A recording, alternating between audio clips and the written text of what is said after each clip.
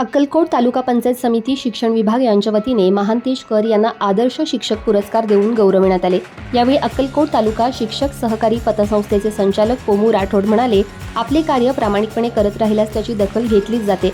महांतेश कर हे त्यातील एक उदाहरण आहेत। त्यांनी आजवर आपल्या कारकिर्दीत प्रामाणिक सेवा बजावली आहे। त्यांच्या कार्याचा हा गौरव असल्याचे ते म्हणाले। या कार्यक्रमाच्या अध्यक्षस्थानी केंद्रीय मुख्याध्यापक श्रीशैल मलगण हे होते। यावेळी संतोष जोगदे, सिद्धराम चौधरी, दत्तात्रय टोणगे, रविकुमार कोरसगाव, संजीव कुमार बन्नेसूर, सुहास पवार, अंजली गुंजोटे, श्रीशैल मलगण यांनी मनोगत व्यक्त केले। यावेळी सत्काराला उत्तर देताना महांतेश कर यांनी सर्वांचे आभार मानत त्यांनी सदर पुरस्कार आपले आई वडील आणि विद्यार्थ्यांना समर्पित केला। यावेळी शिवचलप्पा बाबा, महादेव बासरगाव, गणपती पवार, परमेश्वर वागोली, सिद्धराम गोरे, विवेकानंद उद्दा, महबूब कोरगू, श्रीमती शोभा मैत्रे, सावित्रीबाई डोंगराजे, कलावती अरसगोंड आदी उपस्थित होते। सूत्रसंचालन ज्योती चंदशेट्टी तर आभार बसवराज मंत्री यांनी मानले। भीमातीर न्यूजसाठी विश्वनाथ राठोड, दुधनी, अक्कलकोट, महाराष्ट्र। त्यांनी मुलाबद्दल बोलायला सुरू केले की माझा मुलगा असा आहे, शांत आहे, सगळे पूर्ण कुटुंब सांभाळून घेतात। जो पूर्ण कुटुंब सांभाळून घेतो तो पूर्ण सर्वच म्हणजे सांभाळण्याची त्यांच्यामध्ये ताकद असते।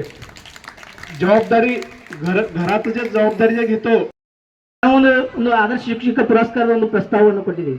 ಮೊಟ್ಟ ಮೊದಲನೇದಾಗಿ ಈ ಪುರಸ್ಕಾರವನ್ನು ನೀಡಿದಂತ ನಮ್ಮ ಅಕ್ಕಲಕೋಟೆ ತಾಲೂಕಿನ ಪಂಚಾಯತ್ ಸಮಿತಿಯ ಶಿಕ್ಷಣ ವಿಭಾಗಕ್ಕೆ ತುಂಬ ಹೃದಯದ ಧನ್ಯವಾದಗಳನ್ನು ಹೇಳಲು ಇಷ್ಟಪಡುತ್ತೇನೆ।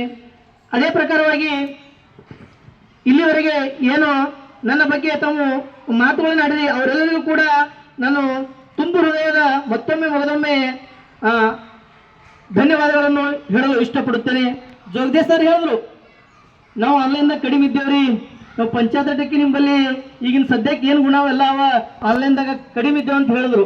ಆದ್ರೆ ಇದು ಮಾತು ಸುಳ್ಳದು।